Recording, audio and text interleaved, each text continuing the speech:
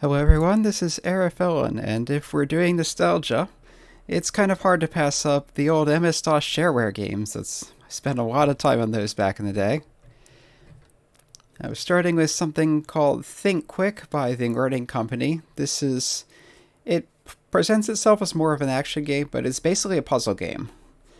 You'll notice right off the bat, we don't have very good color depth here. We have magenta, cyan, white, and black. That's because the early DOS games, well, IBM computers, it's right there in the name, International Business Machine, they weren't really meant for gaming. So support for things like color and sounds and fancy graphics was not there early on. You started off, you had either a monochrome graphics adapter or you had the CGA, the color graphics adapter, which I think in some modes it did support more than four colors, but for the most part, you got four colors on the screen at once. You also notice that Dragon there is kind of hyperactive. That's one of the problems with running DOS games, especially early ones. I'm running on DOSBox, which is a DOS emulator, because a lot of older games will not run on modern Windows systems at all. And if they do run, things will go ridiculously fast, because one of the things that happened early on was instead of having timing linked to an actual timer, it was based off the computer's clock speed. So you'd just have things going as fast as they could. If they put any kind of timing in there, it would be a delay based on how many cycles went by on the CPU rather than actual time. So one of the things DOSBox can do is you can slow down the emulated clock speed. So that's a more reasonable speed for the Dragon. Fortunately, this game does not have that as a problem while you're actually playing.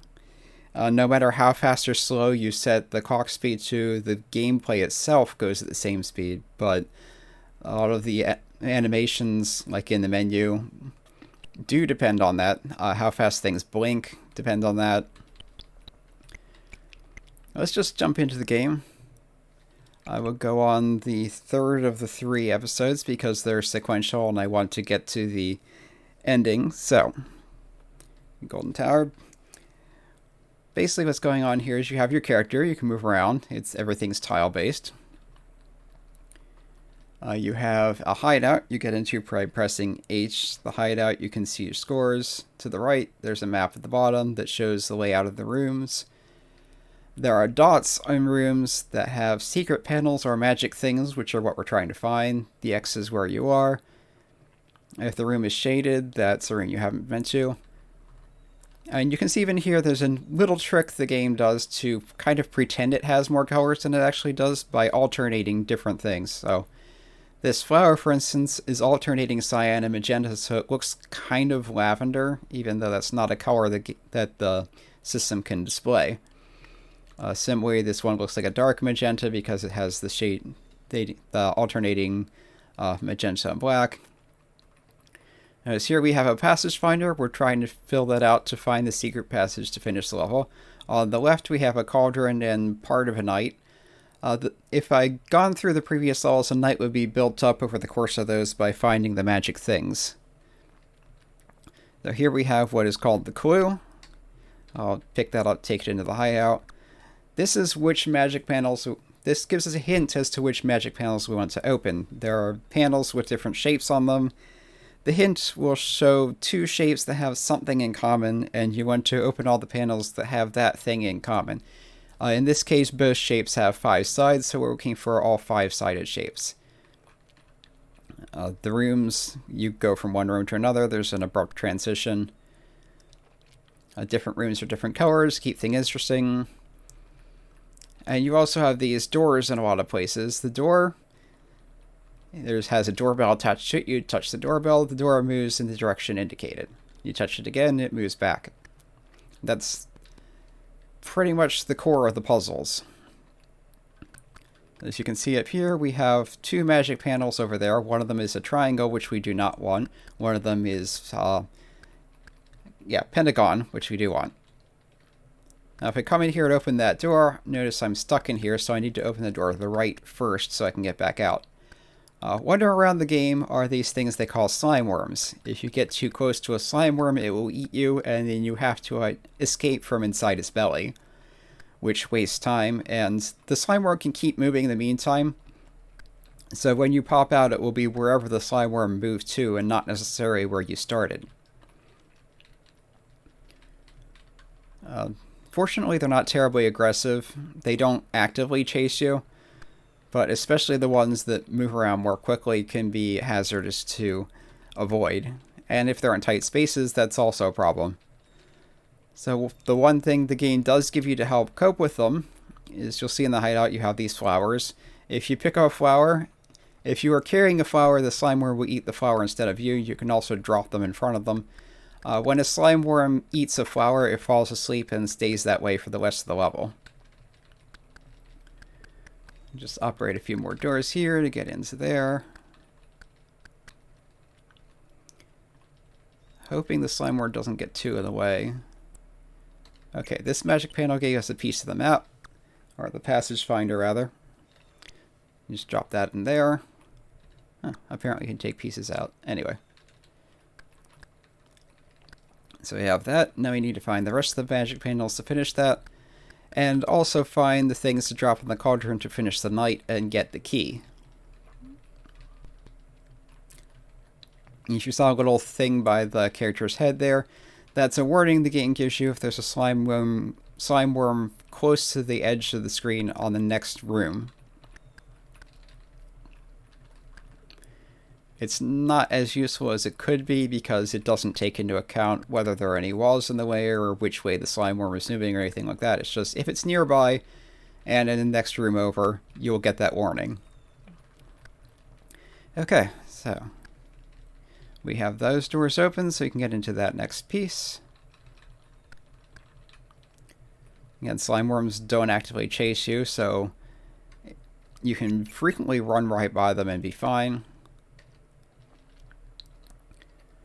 That passage finder is looking a lot like this room, but we won't know where the secret passage is inside the room until the thing is completed. Okay, there's another pentagon down there, so we open this. That closes off the pieces themselves, but it gives us access to the other door, which we need to get in there. The gameplay is, when it gets into puzzles, it's a lot of circling around to open up the way without getting in your own way. Okay, this is not a map piece. It's a musical clef. Things that are not map pieces that you get in secret panels, you drop in the cauldron. The cauldron starts shaking, a puff of smoke pops out, and you get another piece of the night. So he now has one leg. If you pick a secret panel that does not match the clue, this owl pops up and chides you, so hey, this is kind of a tiny Delta, accidentally. You have an owl lecturing you. Maybe not as annoying as Kapora Gabora, but even so.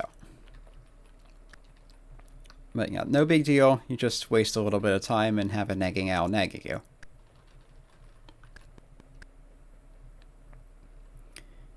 Okay, come over here. Can move this door to open the inside of that passage. As some slime worms are faster than others. They also have different movement patterns. Generally speaking, they're all fairly simple patterns, so you don't need to pay too much attention to that. Okay, I need to open another door to get in there.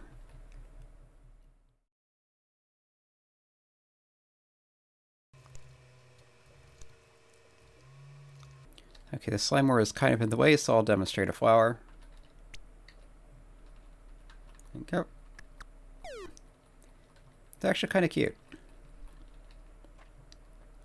Okay. These should be our last two pieces. This one finishes the passage finder, which now has a dot indicating where the secret passage is within the room. This should give us our last thing to drop in the cauldron. Looks like some kind of parchment. Doesn't really matter because it gets transmuted into his leg regardless. That finishes up the night and gives us a key. With the key, you can get in the secret passage. I'll just head on over to that room. Slime Orb is still peacefully sleeping there. Now, where in the room was it? Yes. Inside there, near the bottom. And as long as I'm here, might as well get eaten by a slime worm just to show what happens. There's the passage, but chomp, chomp, chomp. We're in the slime worm belly. If you run into one of these things, it kind of sucks you in, moves around with you for a while, and spits you back out. And you're whatever color the thing that got you was. Kind of a neat touch. Kind of disgusting. But yeah. Just grab a flower to feed him. The flower is misaligned. It doesn't really matter because once the slime worm has eaten you, it won't, at least for a little while, eat you again. Grab the key, go in the passage, get points. And now that the night is complete, don't need the key anymore. Now, the previous levels, this would take us to the next level, but since the night is now complete, we can use the night to chase off the dragon. But there's more stuff to do first. This is kind of aggravating. You control the night indirectly, you have to hit spacebar twice on either of the side things to get it to move one step. So basically you're mashing the spacebar or just holding it down to go into auto repeat. Up and down he takes smaller steps, but it's one step per click.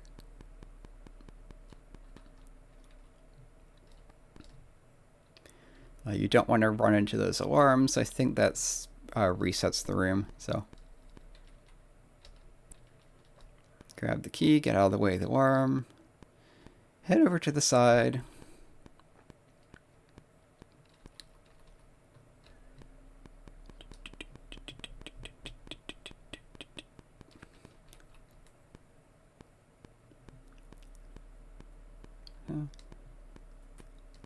The different keys have different shapes, the different locks have different shapes. You put it in the correct shape lock, and the lock will open.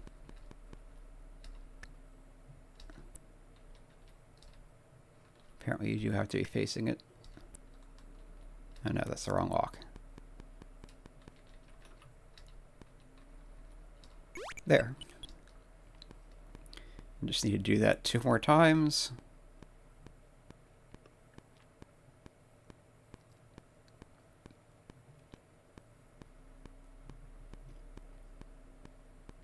And wait around for the alarms for a while. That's the most frustrating part about this, is it's just a lot of waiting.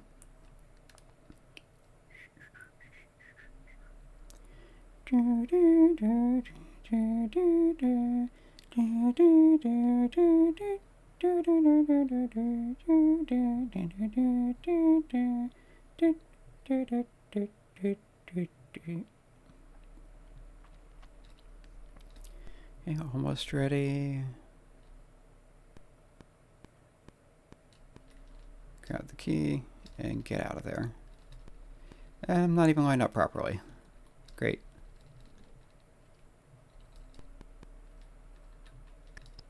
Oop. Okay, that's what happens when you hit an alarm. The owl grabs you and drags you back to the beginning. Or the night, rather.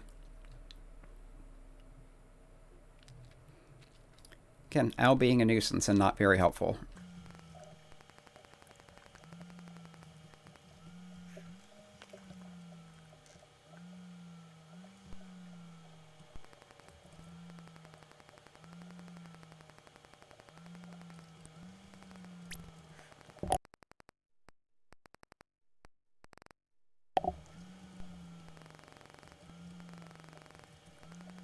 Okay, here's the last key. About to stick it in the lock.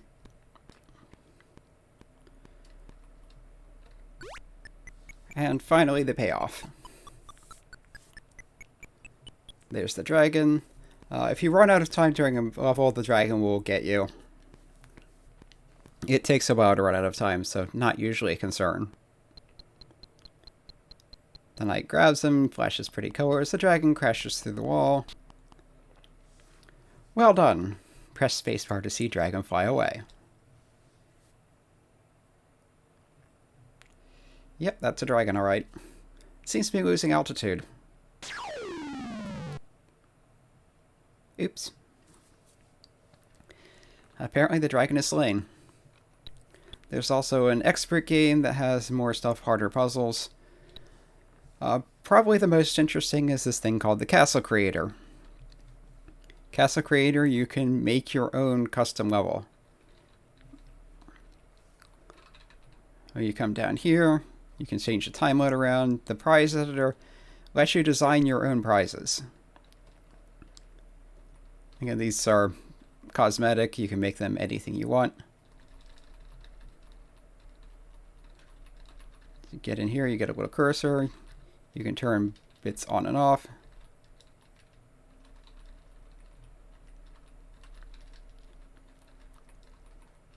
There, I made a little spaceship.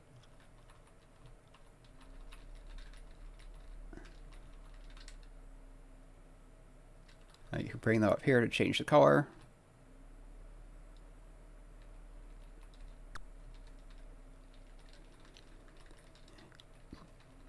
Now if you come down here, you get doors to the side, which you can place within the level when you're editing it. If you go to the room below, you get slime worms.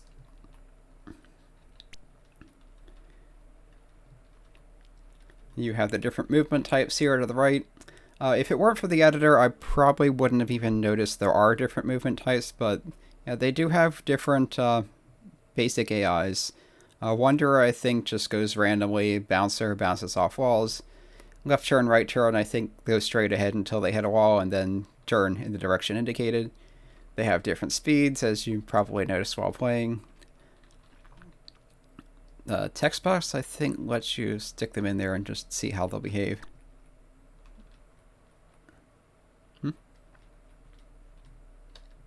Maybe not. Maybe you have to do something else.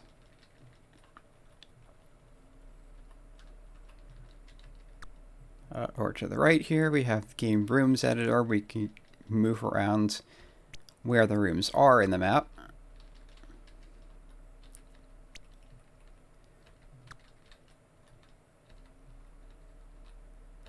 So you just treat them like items. You pick them up, put them down. You can stick them in this thing in the corner to change the game room colors. And then the game itself is over here. So once you've put the rooms together, place all your stuff, you can come in here. Has entrances and exits automatically put in. You can stick things in the room. You can stick your prizes in here, your panels, your slime worms, whatever else, and make your own level. I'm not sure how you change the inside of the room, or if you can.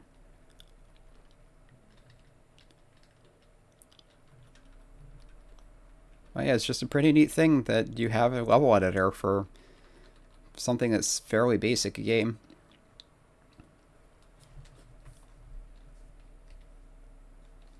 And you can save it, share it with your friends on your old floppy drives. Have not seen one of those in a long time. Okay, a quick addendum. Because this was bothering me. I knew there had to be some way to edit the rooms themselves, otherwise there wouldn't be much points of letting you put doors in them if you couldn't edit the terrain around them. And I kind of need to look at what's actually on the screen. Right here, press question mark to see special keys. Right there we have P for paintbrush, also T to test the game, which I think is how you test the slime worms. So if I go into the game area and press P, and again, it's on the walls right here. To make walls, press P, paint, press spacebar, a button to draw and erase, press P when done. There, I'm now a paintbrush, I can paint walls.